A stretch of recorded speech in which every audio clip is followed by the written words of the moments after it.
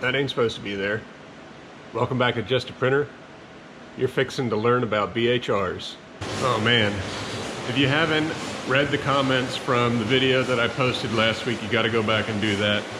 It's really neat to see the machines people started with and what they changed to and what they're running today.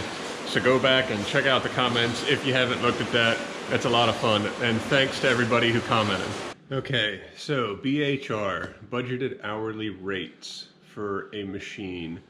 It's going to vary drastically between different machines, and also you got to remember it's going to vary between operators, but basically you need to calculate what it's going to cost you to operate a machine for an hour.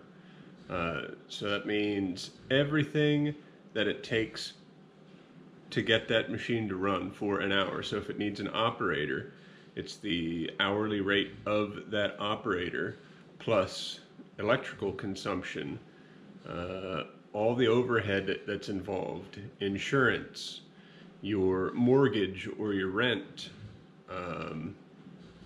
paid holidays that are going to be from that operator, depreciation of the equipment, and training that might need to take place. Also maintenance costs that all needs to be rolled into this BHR. And if it's a large company, a big corporation with lots of people, you also need to take in consideration not only the operator of that machine, but the management that manages that operator. They need to get paid as well, and that all has to be part of it.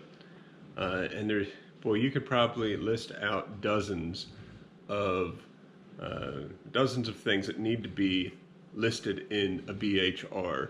So, I mean, I'm not going to remember everything about BHRs in this video, and I didn't put a whole lot of work into what I'm going to say either. BHRs could probably be 10 videos, but we're going to give it a whirl. So I look at a BHR as like two parts.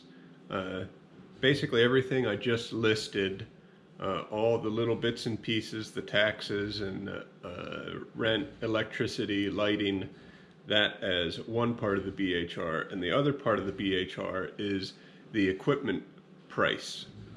And I kind of put maintenance into that too.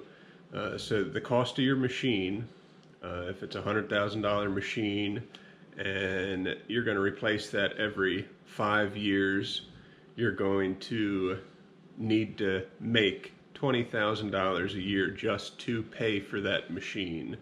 And that's if the machine is worth zero at the end of its life when you replace it. And don't forget buyouts and things like that to include in that. Now, once you have that number of $20,000 a year, what you need to do is divide that number by the number of hours that you're going to operate that machine for that year. And that's going to be really difficult to put your finger on, because you're probably not going to be running that machine 8 hours a day.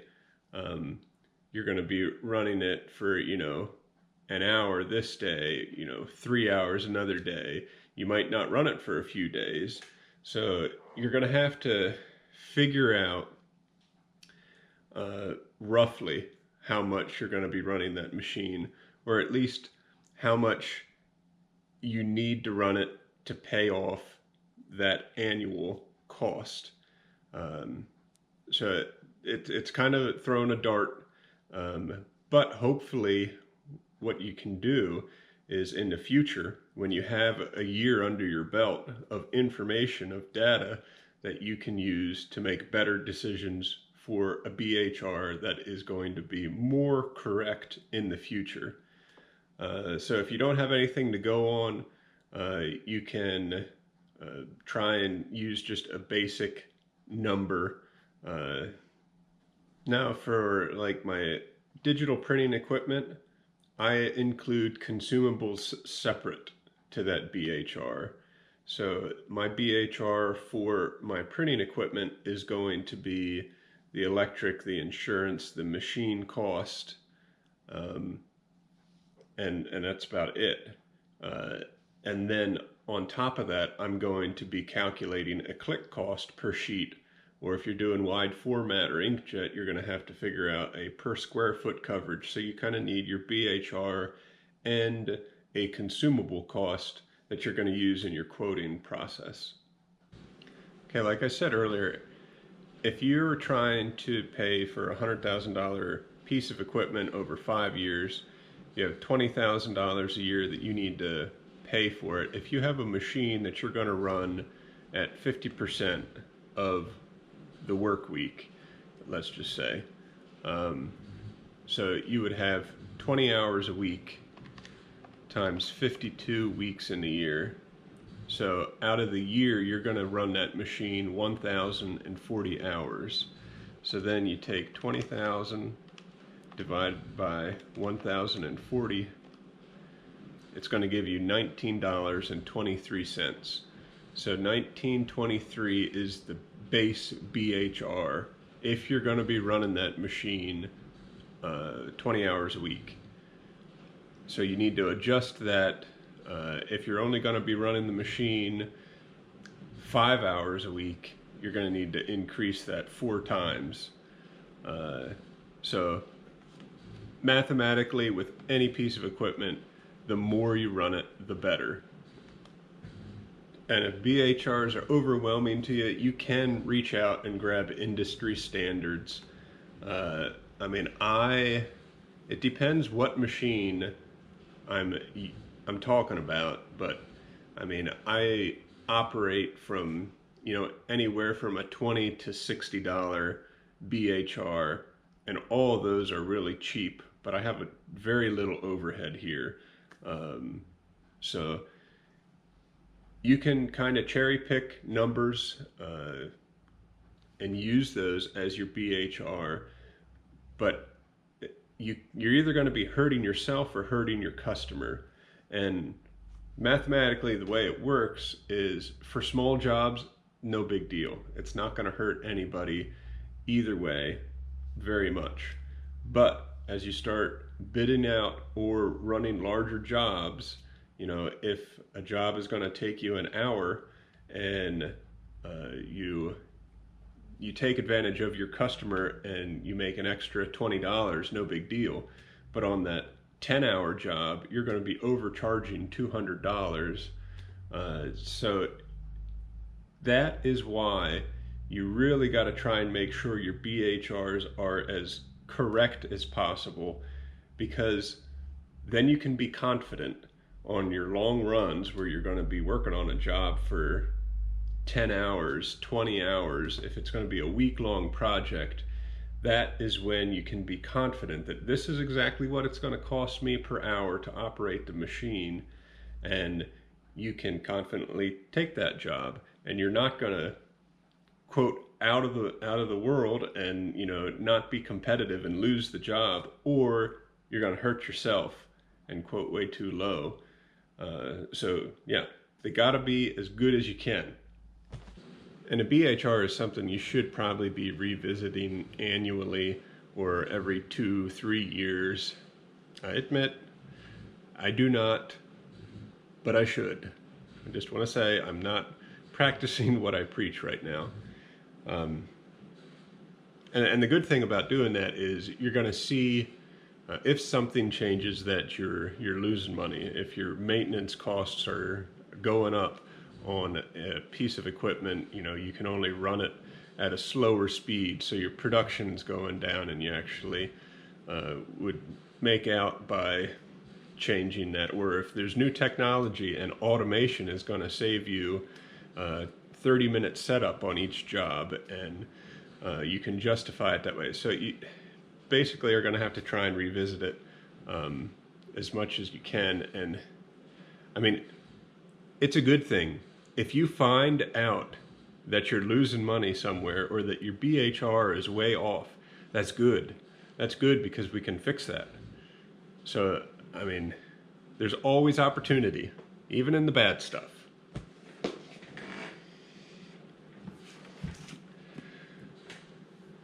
So I've talked about this book before, and there's a lot of good stuff about BHRs in here. I really need to go through some of my college notes and find out some of that. That would make some great videos. I got to do that. Another quick and easy BHR you can get on printingresearch.org. I'll put a link in the description, but you can download a free spreadsheet, and on there you can easily put in the cost of equipment, the financing, if any, but then also the square feet. So obviously you can't just put your whole mortgage or whole rent on one machine. You got to try and figure out per square foot. So obviously a larger piece of equipment is going to have a higher BHR than a small piece of equipment, because you're really paying for that square footage, that real estate. Just like electricity costs, you know, the power consumption of a digital printing press is going to be a lot more than the power consumption of a photocopier. So all those pieces need to come together in a BHR, and this is certainly a nice way to do it. Another thing I mentioned earlier, at least I think I mentioned it earlier, is your BHR is going to change depending on the operator. So you can have a really good operator, you know, slam and work through a folder all day long, and then, you know, a newer guy might want to be running it slower or having to stop and make changes. So you're going to have to charge differently in either of those situations. There's a chart here about productivity. So, you know, at an 80% productivity, you're going to charge $104. But if you have somebody that's, you know, running it slower, you're going to have like 60% productivity, and you're going to run that 138. So mathematically, you can try and figure out, which is always going to be difficult, and you really just got to do your best, because it's tricky too, because a lot of the times you don't know that if you're going to be estimating beforehand. BHRs can be really, really confusing, and sometimes just don't make sense. So you really just got to come up with a number and just try it and stick with it. If you're losing money, then you need to start increasing your BHR a little bit. If you have a little too much money, you got to start decreasing that BHR. Now let's have some fun. This is how you know I'm a nerd. So this has BHRs for, you know, different pieces of equipment. And this is, when was this printed? Back in 1996. Not that long ago, but it was a while back. This is great though, because this has, you know, all these duplicators listed out from your Maltese, Heidelberg, Davidson, Ryobi, AB Dick, you know, so you have like an hourly rate of between $40 and $60 an hour to operate those machines at 70% productivity. But then goes up further. We got 4-color presses. Those are jumping up to like anywhere from $100 to $600 an hour. That's for some 4-color press. Oh, here we are. Here's some finishing. Oh, there's letterpress. Letterpress BHRs, Heidelberg Kluges. Those are going to be around $50 an hour for all of them. Which, yeah, that's going to be higher nowadays. I want to see some finishing equipment. Okay, here we go. These are all-inclusive hourly rates. Oh, this is cool. I mean, it even gives you costs. A Ryobi 3200 CD, which is something we used to have back in the day, cost $23,000 new. You could run it at 9,000 sheets an hour, and between $40 and $55 an hour BHR, depending on your productivity. Wait, no. Okay. Letterpresses, flexo cutters. Oh, let's see if I can find my cutter. A Challenge Champion 305, cost $14,000 new, and between $35 and $50 an hour BHR. Huh, interesting. Folders, let's see, we got an MBO 49, T49 in here. We got MBOs, but they're running, the smaller ones would be at like $50 an hour. Boy, but if you're running an MBO T112, wow, that's a $130,000 folder. And the Stahl B56, that's a $300,000 folder. Holy cats. There you're looking at like $150 an hour BHR. This is so much fun. This is great. Bindery. We got perfect binders. Boy, those are big ones. 14 station perfect binders are like $120 an hour. And like my perfect binder is going to be like $50 to $80 an hour, depending on who you have running it and what you bought the machine for. And my machine was really cheap, so my BHR is going to be lower as well. Collators, they're running about 40 to 50 an hour. Other bindery, we got drills. Drills are at like 30 to 40 an hour. Now again, this is 1999, so it's all going to be higher. A floor model stitcher like I have is 30 to 40 an hour. And then, oh, here we go. So hand binding at $30 an hour. Bindery helpers at $20 an hour. So I mean, there you can see kind of the broad range of BHRs. And since this is almost, well, this is over 20 years old, it's going to be probably double that for all the numbers that I've said. But I mean, and even here, hourly cost. Okay, this is based on prevailing wages in California, 40-hour work week. A 5-color 47 by 63 inch press. It's going to be $3.2 million to purchase the machine, and that's running at a $900 BHR back then. So yeah, that's going to be like a $2,000 BHR today. Ooh, man, I bet the thing moves. Oh, 10,000 an hour. Yeah. Yeah, so, well, if you want some more good reading material, pick that up on Amazon and have a good time. So all that being said, I mean, basically my rule of thumb and how I do it is I keep my BHR low on machines that don't require me. So my digital presses, I'm running at like a $30 BHR, which is real cheap. But the reality is I'm typically running, like today, running 3 of those at a time, or I'm running it and then I go do something else. So I keep that BHR down because I don't need to be there. And my machine costs were low, and I like running the equipment as much as I can, so I keep my prices lower to keep the machines running.